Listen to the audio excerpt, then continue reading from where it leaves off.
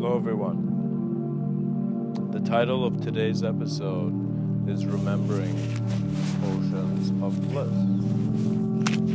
And so when one begins to wonder where this individual drop came and where mankind is standing, he is seeing the intelligence he is. But as he moves along and he progresses and he begins to find the intelligence and the trust of his world turning into the stream, it's as if he is becoming the experience of all the individual drops, now moving towards a direction with more purpose. Now the stream continues on. The stream is just beginning. It is moving. It is moving. And so it is finding greater rivers. And as rivers are going and as many drops have come together, not in acts of worship of ideology, but worship of nothing other than the absolute experience of existential presence. We are not just the movements and sounds of this world, we are the stillness of the noise before us. For that is how we are beyond. A moment shall come where your sense of future and your sense of past shall begin running towards your sense of present, and all your memories will recalibrate, realign into the understanding that you were never alone, for man was never here as an idea. He was here as an experiencer, and an experiencer that knew time and space were just a dance suggesting the greater love of this divine intelligence that is your presence, that is here. Man finds himself shaken at times. He is shaken by how he remembers and he sees, gosh, as I step forward into the unknown future, I have to confront. And if as I step back into my past and try to remember, I still have to confront. And so it seems that as man goes on to his remembrance, he sees that every moment there is an intensity of attention to manifestation, to how the forms are shaped, to how the shapeless is here, observant. We are kept in many ways, ways that belong to all man in an instant of his knowing.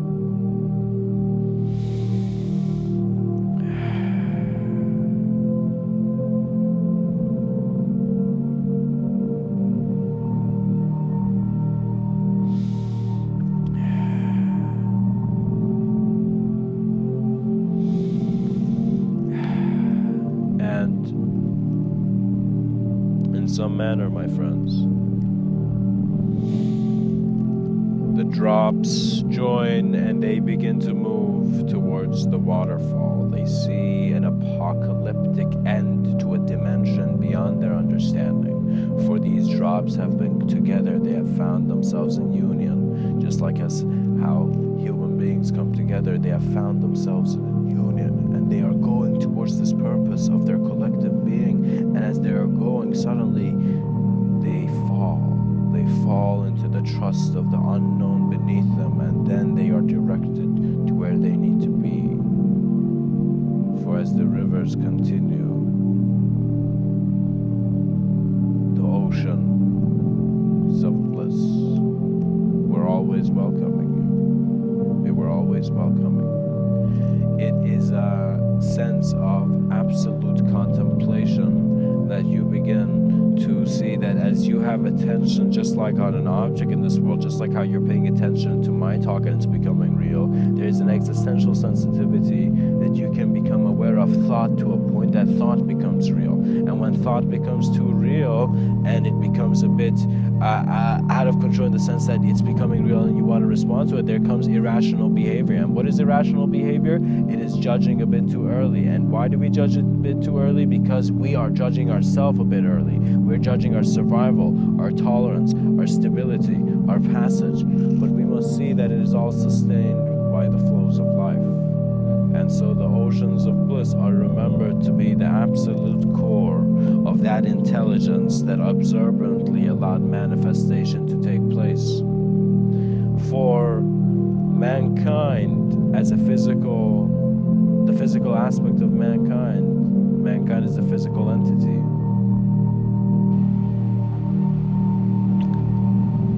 is just an aspect of a moment that knew it was everything. You're sustained by existential presence.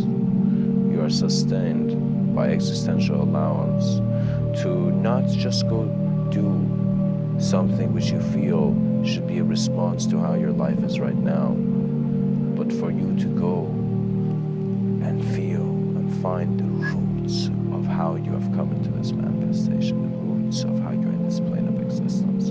For when the pilot of consciousness finds his cap,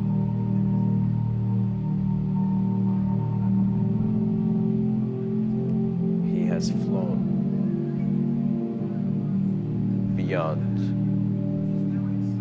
interpretation, subjected to dualistic understanding, and experimentation through spectrum.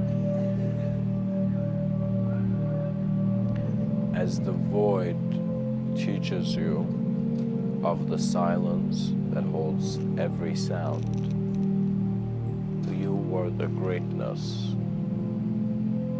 that allowed. So in a sense, you find that you are the God which you have always prayed to. It is within you. Creator and creation are met within the moment. They are found within the moment. The moment is the most absolute gateway to understanding beyond the limitations of this external consideration of a projection that we call the world around us. And so when I walk in a park, I wonder where I'm really walking. And I see that the abstraction has a possibility to take the immediate information and to project it into many ways. What that means is we might all be hearing the word, for example, apple, but everybody is getting their unique view. Some people are seeing Isaac Newton, that's apple Isaac Newton had, and some people are seeing the Adam Eve had, you know, and some people are seeing some crazy phenomena that is just in their own experience. You see, it's all about how we are looking at something, we are accepting it, then we're trying to project it, and then we're trying to suggest, in a sense, try to bring peace. We cannot bring peace if every individual is trying to create their own system of governance. To be honest, mankind, to have one leader to govern it is a beginning. It's part of how it's an inferior civilization that still needs governance. The human beings and the beings must reach a state of consciousness where they are not turbulent. They don't need to change externality, for they are experiencing through a more multidimensional view of their moment of being. And so, because intelligence was undefinable, you are the savior that you're waiting for. For once you see all that you're ready to let go of, you shall see all you can receive.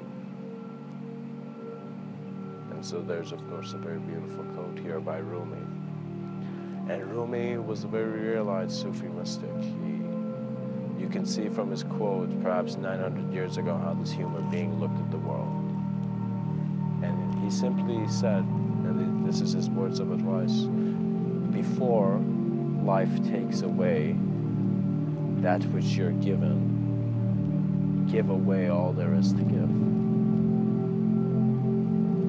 Experience the phenomena that is your life. Understand on some level the bird that is leaving the nest understands that he's leaving behind his reality, he's leaving behind his home.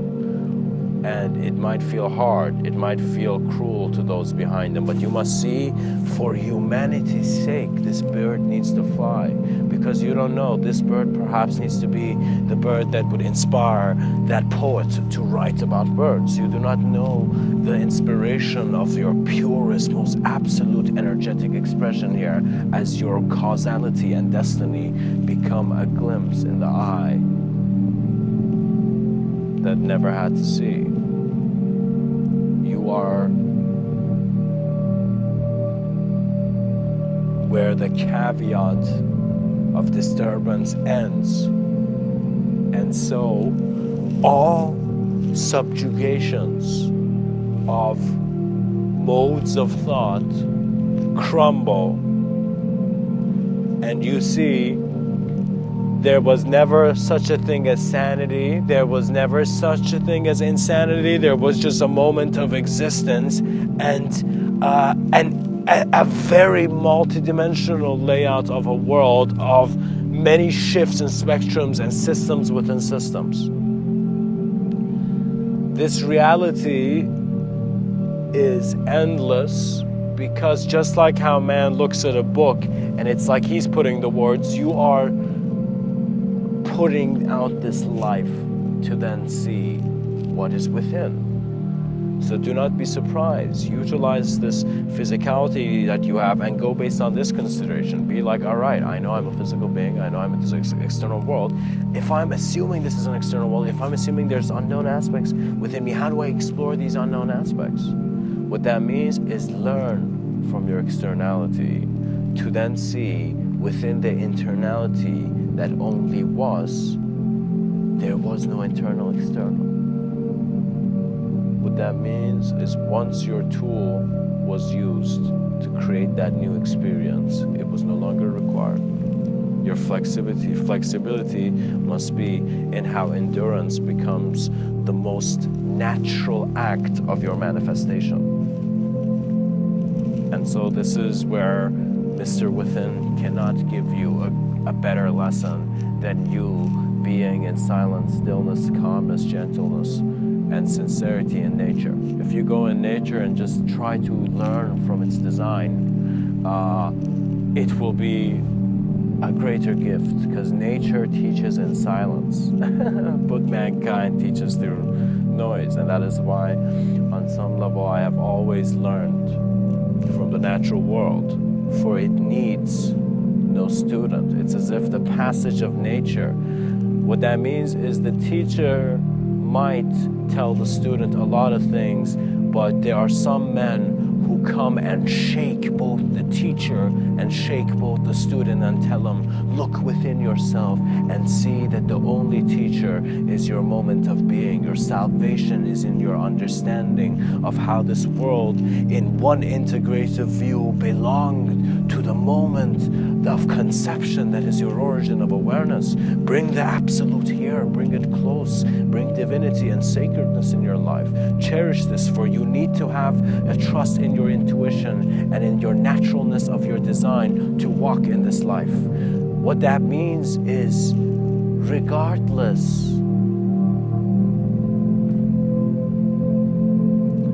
of the oceans of bliss that are introduced to you, man was not here to play. But once all games were transcended, the audience would know who knew. For an actor who is aware of the actor is no longer chained to the act. Your salvation was not a confusion. Take action now.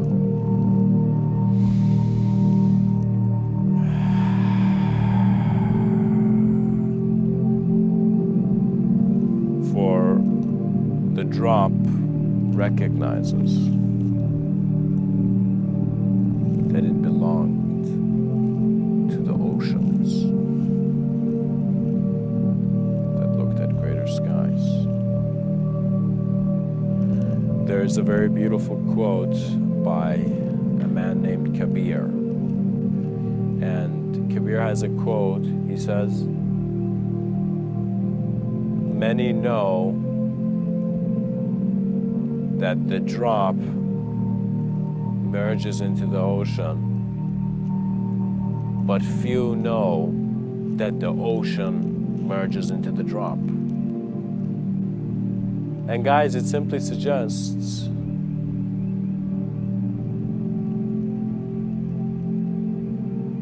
that do not be surprised that in your moment of trusting your experience, you're found within greater realities, which you may wonder, is this coming from me? And suddenly saying, no, it's coming from your collective consciousness. It is coming from your multi-presence. It is coming from how you exist through a love of being, through a love of existence within many existential, in a sense, points, let's say. So if I could, in a sense, reshape this metaphor even in a better way, I would say visualize a dot with infinite lines in it. And the intelligence of each line, based on whatever measurement of reality it has, belongs to that one moment. We are kept by that which never needed no keeping.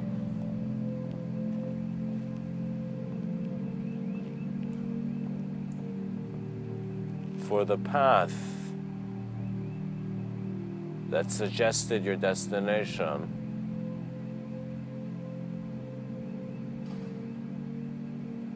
was only the tip of the iceberg. For the next journeys of man are within man, and the greater confrontations of how man is found within a greater gaze.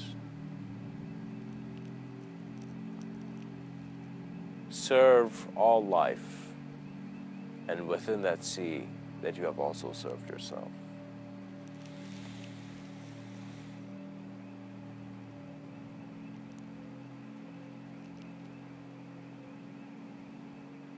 For the once bliss reminds your feet of the shore of time and space.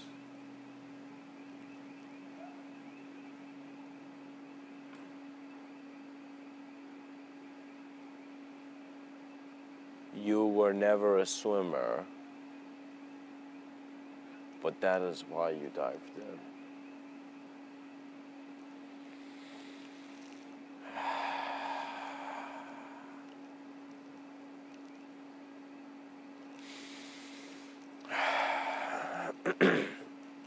I would like to share some mantras here, and so some mantras for the pilots of consciousness.